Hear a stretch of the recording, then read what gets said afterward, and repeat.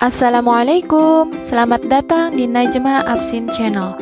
Di sini kalian bisa menikmati novel-novel yang aku tulis secara gratis. Sebelum kalian lanjut menikmati novel aku, jangan lupa klik tombol like dan juga subscribe biar kalian dapat notifikasi. Nah, komen juga di setiap cerita biar seru dan share ke teman-teman kalian sebanyak-banyaknya ya. Terima kasih, selamat menikmati. Dinikahi dosen part 64. Dinikahi dosen part 64. Iya nah.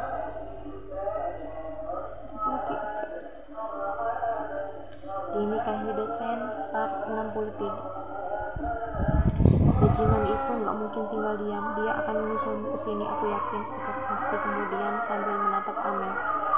Cukup, lepaskan aku, jangan seret aku ke dalam urusan kalian berdua, geram Amel menatap Hesti. Oh tidak, karena kamu adalah kartu asnya. Jika tidak, aku akan mengambil umpan lain, ujar Hesti sambil menopang dagu. Sekian detik kemudian ia menyeringai. Hahaha, tawa dari seorang Hesti menggelegar, membuat siapapun yang mendengarnya akan bergidik ngeri, mempertanyakan apakah wanita itu masih waras atau setengah syarafnya sudah hancur.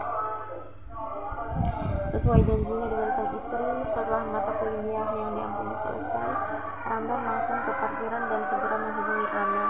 Senyumnya sudah mengembang sempurna, walau tadi pagi moodnya memburuk gara-gara bertemu Bakti. Namun jika dunianya sudah dipenuhi Amel, seolah semuanya bukanlah masalah baginya. Suara operator yang menjawab panggilannya membuat Ramdan mengernyitkan alis. Tidak biasanya Amel menonaktifkan ponsel, apalagi sudah ada janji dengannya nanti. Kenapa dia nggak aktif? Gumam Ramdan heran. Ia kembali menekan nomor istrinya, namun hanya jawaban yang sama yang ia terima. Nihil, tidak ada suara Amel yang menjawab di seberang sana. Akhirnya Ramdan memilih menelpon ibunya di rumah. Barangkali Amel sudah pulang ke rumah karena kelelahan lalu ketiduran. Bu, Amel udah pulang ke rumah, tanya Ramdan. Gak ada nak, kenapa? Apa gak di kampus, tanya Melani balik kepada putranya. Gak ada, kami jam 11 mau janjian di suatu tempat, tapi telepon Amel gak aktif, balas Ramdan. Ia kembali turun dari mobil.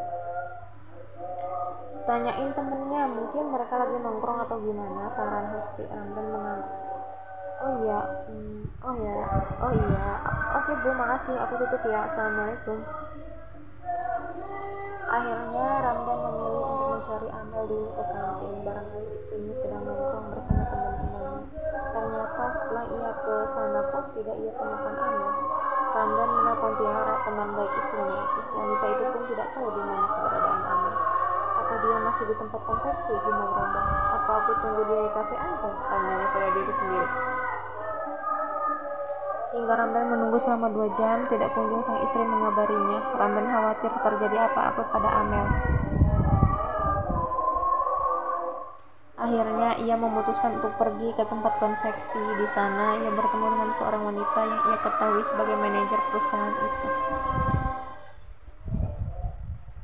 Saya tidak melihat Amel berkunjung hari ini. Saya tanya dulu asisten saya, mungkin Amel kesini saat saya pergi keluar, jelas si manajer. Ramdan menganggukkan kepala sambil menunggu manajer itu menemui asistennya yang berada di ruang produksi.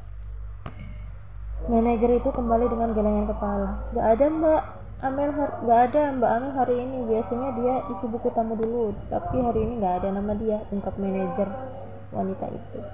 Nah, Ramdan menghela nafas. Kepalanya berpikir kemana sang istri tercinta pergi tanpa memberi kabar apapun.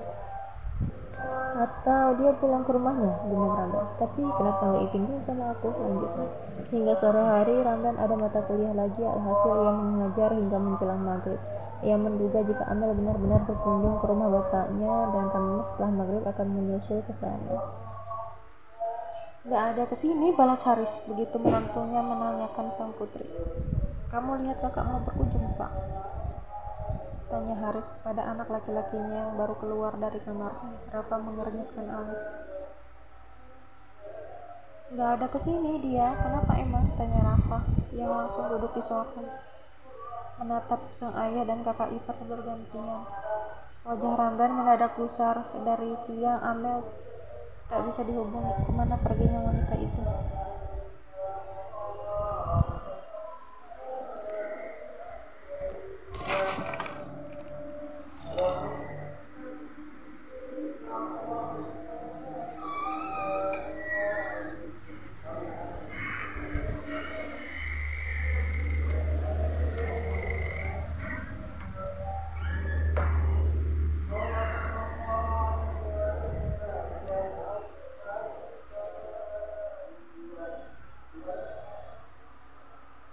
Dia udah buat janji sama saya jam 11 siang mau ngajak ke suatu tempat katanya.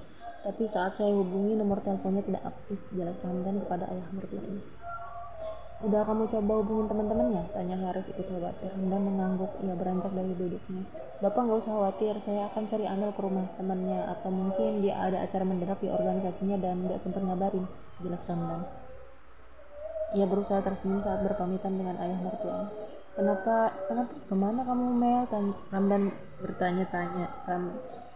Ramdan pergi ke kampus mengunjungi sekretariat organisasi yang ia ketahui diikuti oleh istrinya, namun nihil, bahkan pintu tempat itu terkunci.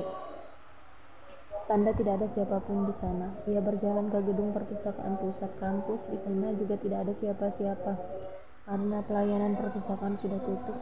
Ramdan mulai menerka-nerka hal buruk. Ia menduga bisa saja Amel diculik.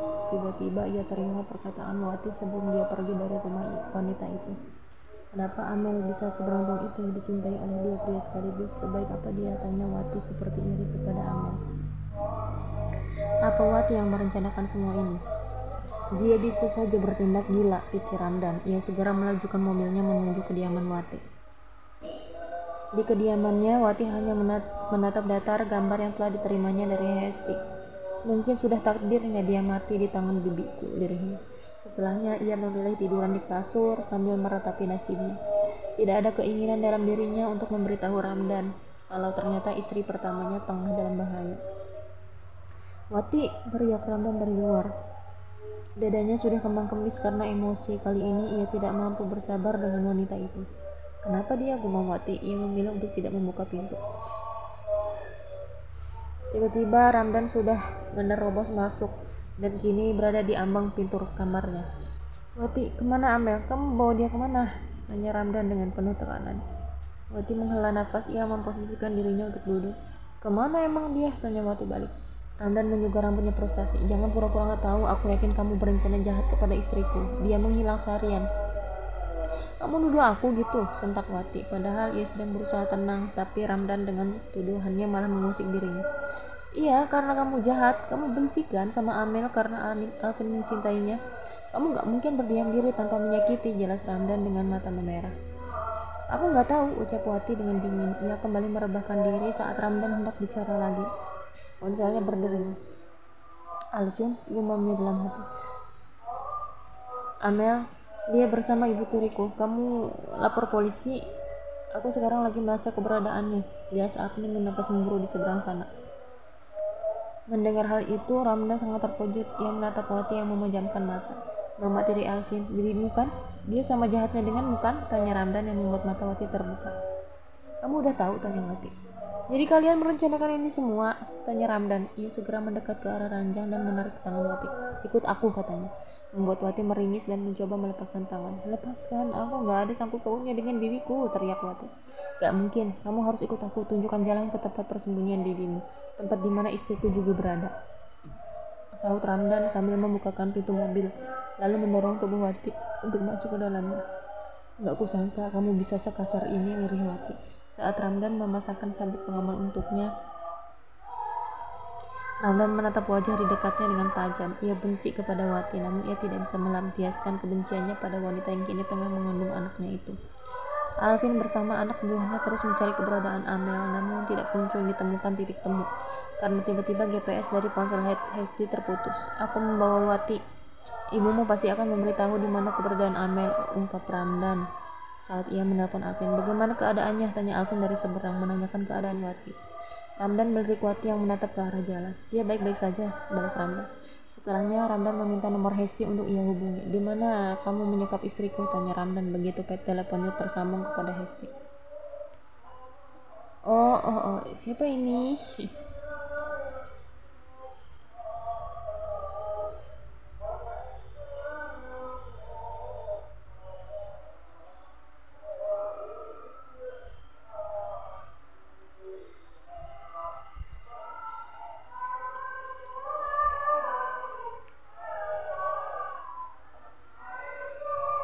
Siapa ini? Tanya Hesti dari seberang. Ramdan kah? Kamu tahu dari mana aku membawa istrimu? Tanya. Gak penting tahu dari siapa, yang jelas kini aku membawa keponakanmu. Kalau kau tidak memberitahu, maka aku gak akan segan membuangnya di sungai jembatan, ancam Ramdan. Akhirnya Hesti bisa menyimpulkan jika Ramdan mengetahui istrinya disekap dari keponakannya sendiri. Kau apa kan keponakanku, Terdengar nada emosi dari sana. Wati yang mendengar percakapan itu menoleh. Biar aku yang bicara, ujar Wati. Ramdan menyerahkan ponselnya. Tante, lepaskan Amel, pinta Wati. Kamu nggak apa-apa, tanya Hesti dari sebelah. Aku akan mati jika tante nggak memberitahu keberadaan Amel. Di mana dia, tanya Wati. Apakah suami Amel membawa polisi? Tanya Hesti yang curiga. Ia bisa memastikan keponakannya itu tengah terancam, makanya tidak bisa melawan. Tidak, kami secara pribadi mencari keberadaan Amel, balas Wati sambil melirik sebentar ke arah Ramdan. Hesti yang tidak ingin terjadi hal yang tidak diinginkan kepada keponakannya akhirnya memberitahu keberadaan Amel. Ramdan yang kini mengetahui lokasi sang istri segera tancap gas ke suatu tempat yang ia bagikan juga kepada Alvin. Alvin tiba lebih dulu daripada Ramdan ke tempat di mana Amel disekap. Sebuah gedung tidak terpakai dan usang yang berada di daerah yang sepi pula.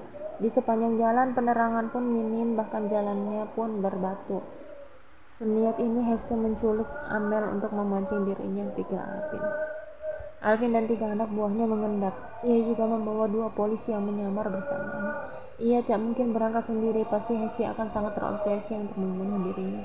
Lepaskan aku, Mak, teriak Amel yang sudah hilang sadar. Jangan libatkan siapapun lagi. Itu urusan kalian berdua. Alvin yang mendengar suara itu langsung berjalan ke arah di mana asalnya teriakan itu berada. 2 anak buah Alvin menggebrak pintu yang tertutup. Dengan sigap 2 anak buah Hesti menghadang. Siapa kalian? Tanya salah satu anak buah Hesti. Mendengar keributan, Hesti menoleh, matanya menyipit untuk melihat kedatangan seseorang. Oh, ternyata yang dinantikan datang. Kamu dan suami wanita ini pasti bersekongkol kan? Tebak Hesti. Padahal ia hanya mengirim lokasinya kepada Ramdan. Dan ia segera mematikan GPS ponsel miliknya yang satu lagi yang ia tebak pasti sudah dilacak oleh Alvin. Namun ternyata Alvin masih mampu menemukannya. Alvin berjalan maju beberapa langkah. 3 anak buah dan 2 polisi yang menyamar berada di belakangnya. Lepaskan dia. Untuk apa kamu melakukan hal bodoh demi mendapatkan harta? Tanya Alvin penuh sindiran. Hesti yang mendengarnya tertawa terbahak-bahak. Hahaha, lucu. Tidakkah kamu berbasa-basi dulu menanyakan keadaan ibumu sebelum mengkhawatirkan wanita itu? Tunjuk Hesti pada Amel yang keadaannya sudah berantakan. Rambutnya sama rambut tidak jelas. Alvin tersenyum miring. Ia segera melepas jaket hitam miliknya dan berjalan cepat ke arah Amel yang tengah duduk di kursi dengan keadaan terikat tangan dan kakinya. 2 anak buah Hesti menghadangnya. Minggir tidak, geram Alvin. Menatap 2 orang pria berbadan besar di hadapannya. Ia hanya ingin segera menutupi rambut Amel dan melepaskan ikatan yang membuat wanita itu tidak leluasa bergerak. Kepalanya terlihat lunglai menatap Alvin tanpa ekspresi. Hahaha, kau harus tanda tangan dulu, baru aku akan mengizinkanmu mengambilnya, ucap Hesti. Alvin memberi kode kepada 3 anak buahnya untuk melawan 2 bodyguard Hesti.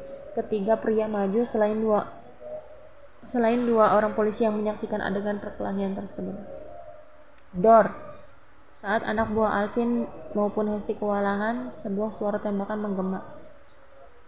Ramdan dan Wati datang bersama rombongan pria berseragam.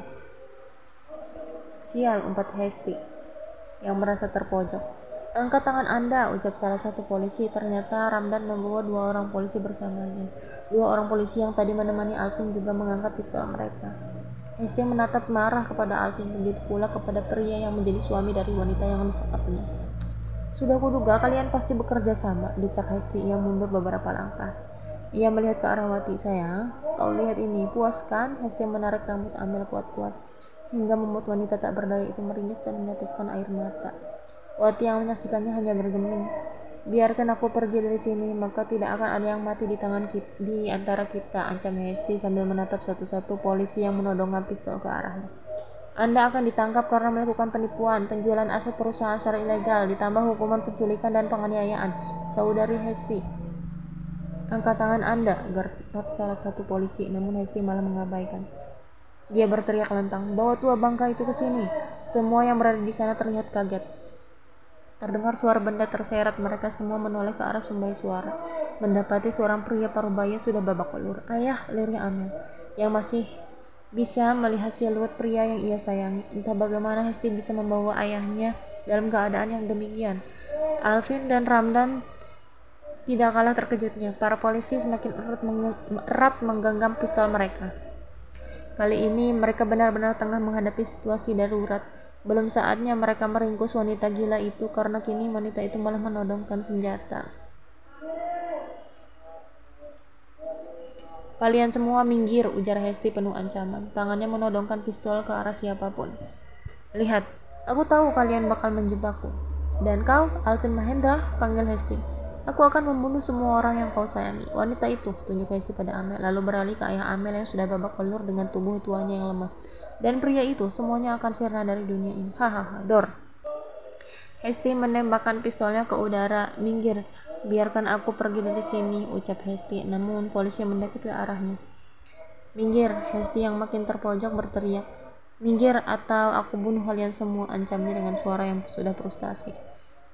Iin, kamu lihat, Alvin Mahendra bakal menderita. Penderitaanmu terbayar. Lihat, dia akan menangis, ujar Hesti sambil setengah tertawa, namun wajahnya seperti meringis. Wati yang menatapnya hanya geleng kepala. Air matanya mengalir. Entah mengapa, melihat keadaan yang menyedihkan di depannya, ia merasa begitu jahat. Tante, cukup, sahut Wati dingin. Aku gak pernah menginginkan ini. Aku gak suka Tante berbuat sejauh ini, jelas Wati. Apa kamu bilang? Hesti bertanya. Sayang, kau ingat, dia meninggalkanmu. Kamu telah ditinggalkan olehnya dalam keadaan terluka, dan kini aku akan membantu membalaskan dendam. Cukup Tante, teriak Wati, air matanya meleleh. Aku yang salah sedari awal. Aku yang telah berkhianat sedari awal. Jika saja aku bisa menjaga cinta dan kehormatanku hanya untuk dia, mungkin aku tidak seperti sekarang ini. Ini adalah karma buat dosa-dosaku di masa lalu, isak Wati. Tangisnya pecah. Ramdan yang berada di sampingnya melihat Wati dengan iba. Ia baru mengetahui jika ternyata Wati telah menyesali perbuatannya. Hahaha, Hesti tertawa. Matanya berkaca. Kau sudah menderita, seharusnya kau mendukungku sayang. Ia berbicara dengan keponakannya, namun sayang Wati berpaling. Enggak Tante, menyerahlah, serahkan dirimu ke polisi dan kamu akan selamat, ucap Wati. Namun Hesti menolak. Ia justru menodongkan pistol ke arah Wati, membuat semua orang yang melihatnya terkejut. Kalau begitu, kamu pun harus mati, ujarnya. Dengan perasaan kecewa sekaligus marah, merasa usahanya selama ini sia-sia belaka. Dor.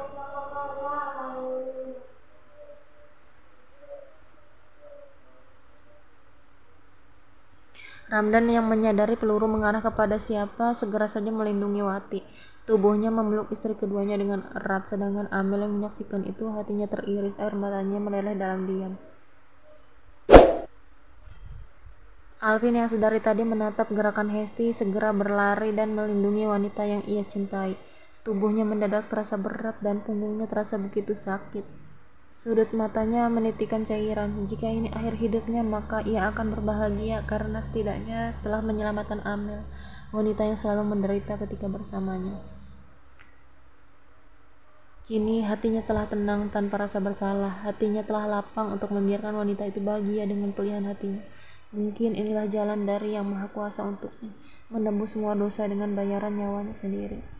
Robby, satu kata yang terucap lirih namun memilukan terdengar, membuat Amel yang sedari tadi hanya menyaksikan Ramdan memeluk Wati dengan erat, kini menyadari seseorang yang menubruk badannya, memeluk tubuhnya yang terikat di kursi. Alvin, lirih Amel tercekat. Ternyata Hesti bukan menembak Wati, namun menembak Alvin.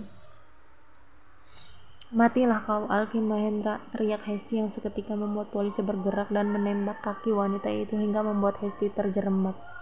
Dalam kondisinya yang meringis menahan sakit, ia menembakkan peluru ke arah kepalanya sendiri. Dor.